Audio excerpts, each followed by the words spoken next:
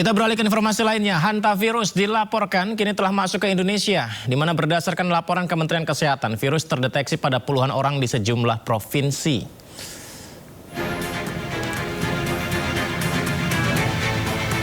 Ya, jadi waspada, kita harus waspada pemirsa dengan penyebaran hantavirus.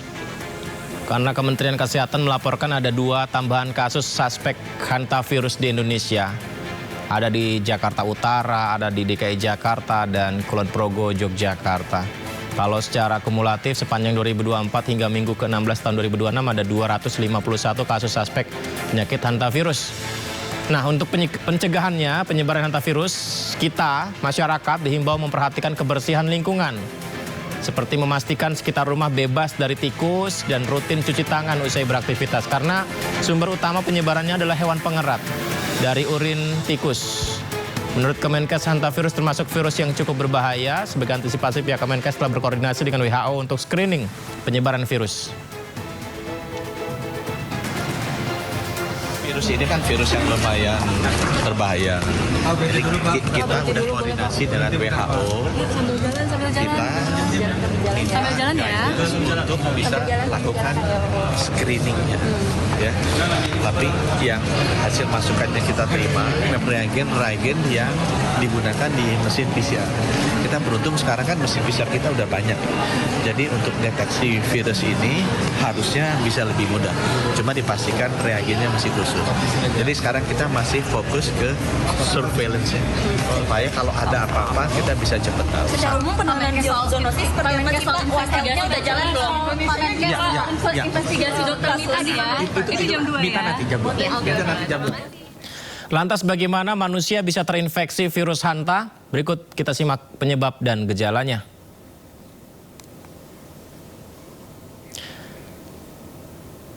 Bersumber dari UPTD Puskesmas Putar, waspada hantavirus, penyebab virus hanta, penyebab manusia menghirup terkena air liur, kencing atau kotoran tikus yang terinfeksi virus hanta. Jadi salah satu menjadi sumber utamanya adalah tikus.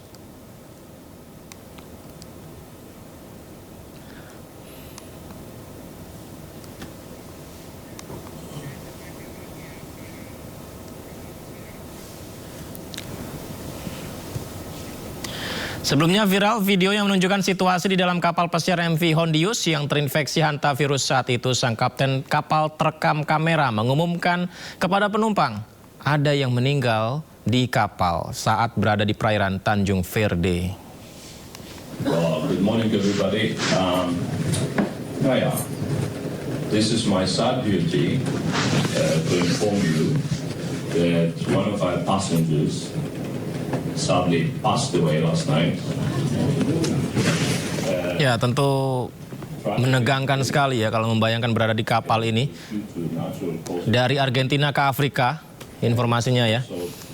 Kemudian dalam perjalanan di dalam kapal, sang kapten kapal di rekaman ini ya 12 April mengumumkan kepada penumpang, diumumkan salah satu penumpang di kapal ini meninggal dunia.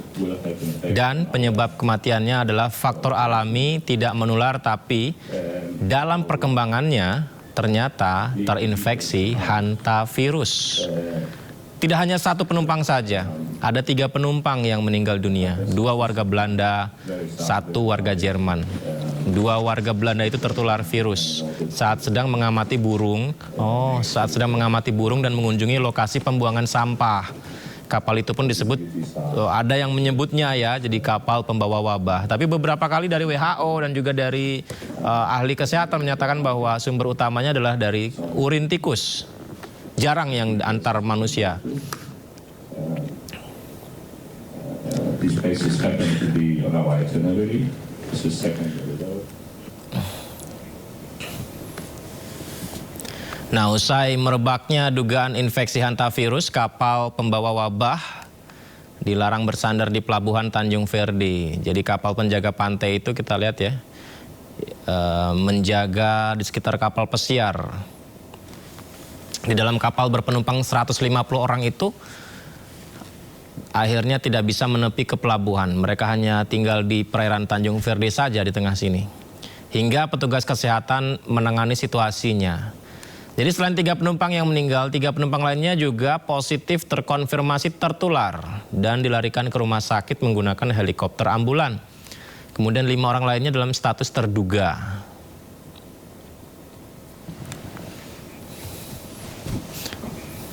Jelang pertemuan Presiden Amerika Serikat dengan Presiden Cina, Menteri Luar Negeri Cina bertemu dengan Senator Amerika.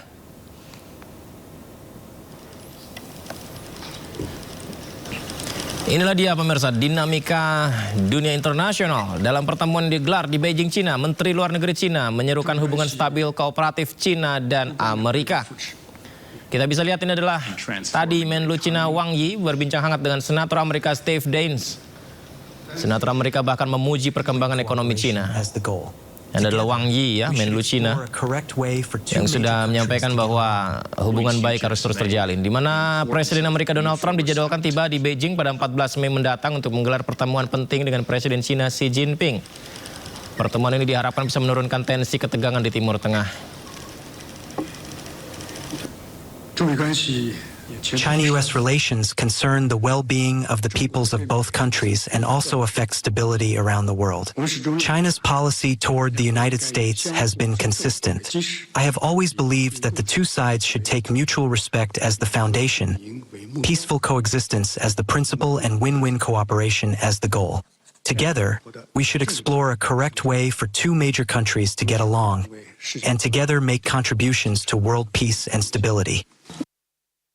Watch the remarkable progress that you have made in transforming your economy into now the second largest economy in the world. I very much appreciate the points you just made, the importance of mutual respect, of peaceful cooperation, of stability. We seek the same outcomes. Ya, Amerika bertemu dengan Cina, tidak hanya Amerika tapi Iran juga bertemu dengan Cina. Menteri Luar Negeri Iran Abbas Araghchi lebih dulu berkunjung ke Cina. Kunjungan tersebut salah satunya membicarakan soal penyelesaian perang antara Iran dan Amerika Serikat serta Israel.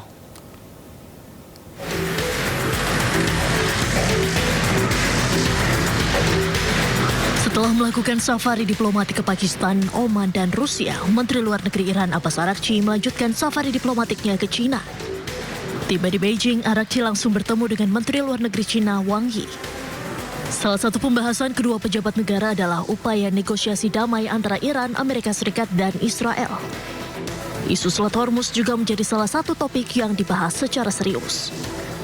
Saat ini, Cina memposisikan dirinya sebagai mediator antara ketiga negara yang bertikai.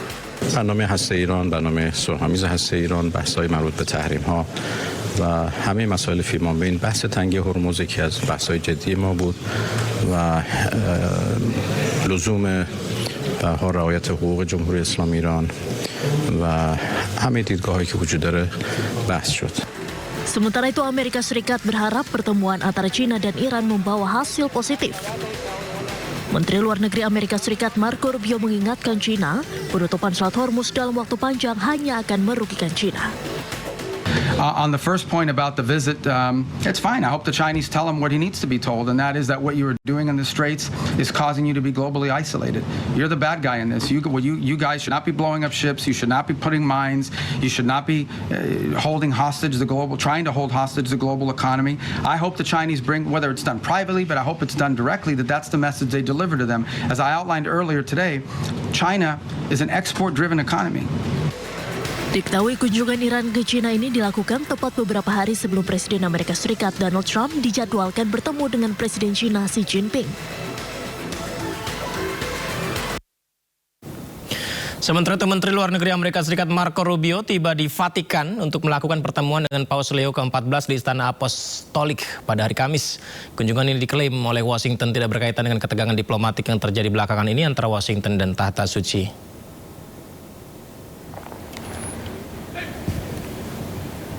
Rubio adalah seorang penganut Katolik dan salah satu diplomat senior andalan Presiden Donald Trump. Dalam kunjungan ini, Rubio nampak didampingi oleh istrinya Janet Dos Davis. Rubio bertemu dengan Paus Leo ke-14 untuk melakukan pembicaraan yang mencakup hubungan bilateral serta isu-isu internasional, termasuk konflik global dan ketegangan yang terus berlanjut terkait Iran. Pertemuan ini menyusul ketegangan publik selama berminggu-minggu antara Gedung Putih dan Vatikan. termasuk kritik Presiden Amerika Serikat Donald Trump terhadap Paus Leo ke-14 atas sikapnya mengenai Iran.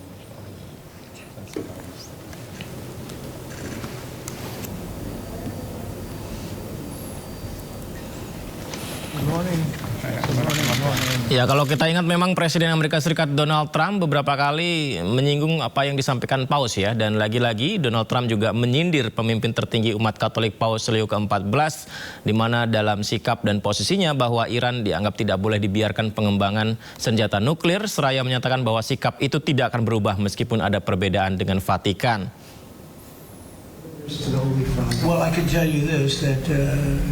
Jadi jawaban soal sikap dan posisi Amerika terhadap Iran ini muncul akibat pertanyaan wartawan, pemirsa. Dan wartawan itu bertanya mengenai rangkaian diskusi baru-baru ini yang melibatkan Paus Leo dan Menteri Luar Negeri Amerika Serikat Marco Rubio. Trump juga menegaskan bahwa mencegah Iran memperoleh kemampuan nuklir tetap menjadi tujuan utama mereka. Hal ini kembali mengisyaratkan adanya perbedaan posisi antara Washington dan Vatikan dalam menyikapi perang Iran. Dan Trump menyatakan tidak tahu apakah Paus akan senang atau tidak dengan pernyataan ini. Tell you this, that as far as the Pope is concerned, and it's very simple. Whether I make him happy or I don't make him happy, Iran cannot have a nuclear weapon. And he seemed to be saying that they can. And I say they cannot. Because if that happened, the entire world would be hostage, and we're not going to let that happen. That's my